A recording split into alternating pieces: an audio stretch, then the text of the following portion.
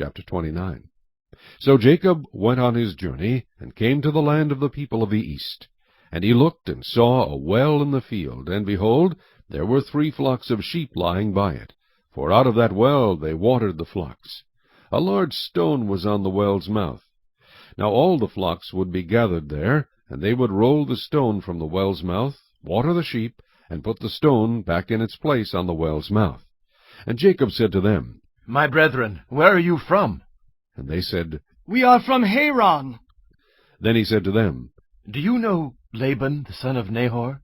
And they said, We know him. So he said to them, Is he well? And they said, He is well. And look, his daughter Rachel is coming with the sheep. Then he said, Look, it is still high day. It is not time for the cattle to be gathered together. Water the sheep, and go and feed them.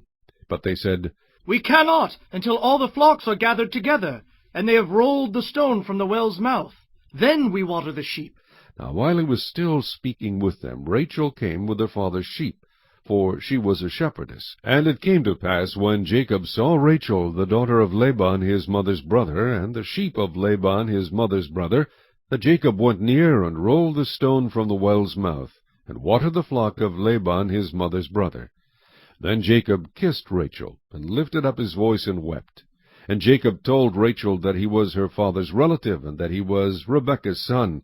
So she ran and told her father. Then it came to pass, when Laban heard the report about Jacob his sister's son, that he ran to meet him, and embraced him, and kissed him, and brought him to his house. So he told Laban all these things. And Laban said to him, Surely you are my bone and my flesh. And he stayed with him for a month. Then Laban said to Jacob, Because you are my relative, should you therefore serve me for nothing? Tell me, what should your wages be? Now Laban had 2 daughters. The name of the elder was Leah, and the name of the younger was Rachel. Leah's eyes were delicate, but Rachel was beautiful of form and appearance. Now Jacob loved Rachel, so he said, I will serve you 7 years for Rachel, your younger daughter. And Laban said, It is better that I give her to you than that I should give her to another man. Stay with me. So Jacob served 7 years for Rachel, and they seemed only a few days to him because of the love he had for her. Then Jacob said to Laban, Give me my wife, for my days are fulfilled that I may go in to her. And Laban gathered together all the men of the place, and made a feast. Now it came to pass in the evening that he took Leah his daughter, and brought her to Jacob, and he went in to her.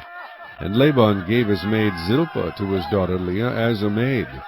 So it came to pass in the morning that, behold, it was Leah. And he said to Laban, What is this you have done to me? Was it not for Rachel that I served you? Why then have you deceived me? And Laban said, It must not be done so in our country, to give the younger before the firstborn. Fulfill her week, and we will give you this one also for the service which you will serve with me still another 7 years. Then Jacob did so, and fulfilled her week. So he gave him his daughter Rachel as wife also. And Laban gave his maid Bilhah to his daughter Rachel as a maid.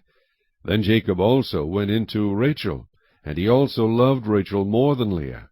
And he served with Laban still another 7 years. When the Lord saw that Leah was unloved, he opened her womb, but Rachel was barren. So Leah conceived and bore a son, and she called his name Reuben, for she said, The Lord has surely looked on my affliction.